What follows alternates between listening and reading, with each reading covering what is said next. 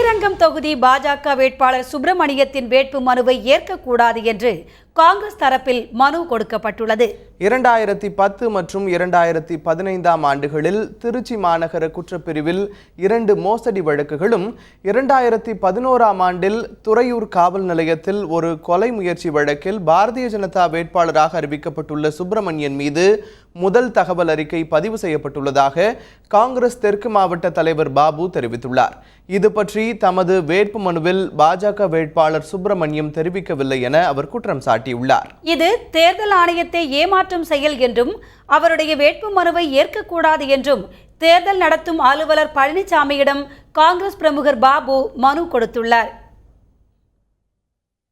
நடைபெற இருக்கின்ற ஸ்ரீரங்கம் சட்டமன்ற இடைத்தேர்தலில் போட்டியிடக்கூடிய பாரதிய ஜனதாவின் அதிகாரப்பூர்வ வேட்பாளர் சுப்பிரமணியன் அவர்கள் தாக்கீடு செய்துள்ள அந்த அஃபிடாவிட், தேர்தல் அதிகாரியிடம் தாக்கீடு செய்துள்ள அஃபிடாவிட் காப்பியில் தன் மீது எந்த குற்ற வழக்குகளும் நிலுவையில் இல்லை, தன் மீது எந்த வழக்குமே இல்லை என்று அந்த அஃபிடாவிட் காப்பியில் அவர் தாக்கீடு செய்துள்ளார். ஆனால் அவர் மீது பல்வேறு குற்ற வழக்குகள் இருக்கின்றது. குறிப்பிட்டு சொல்லப்போனால் 3 வழக்குகளுக்கான ஆதாரத்தை நான் இங்கே எடுத்து வந்திருக்கின்றேன். 2 வழக்குகள் மோசடி வழக்குகள் திருச்சி சிட்டி கிரைம் பிரான்ச்சில் இருக்கின்றது.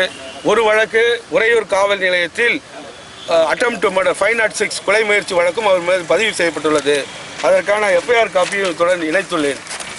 இப்படி குற்றப்பின்னணியில் உள்ள ஒருவரை பாரதிய ஜனதா கட்சி வேட்பாளராக நிறுத்தி தமிழகத்தில் ஏதோ ஊழலை ஒழிப்போம், காங்கிரஸ் இயக்கத்திற்கு மாற்று இயக்கமாக நாங்கள் செயல்படுவோம் என்று சொல்வது வேடிக்கையாக இருக்கின்றது.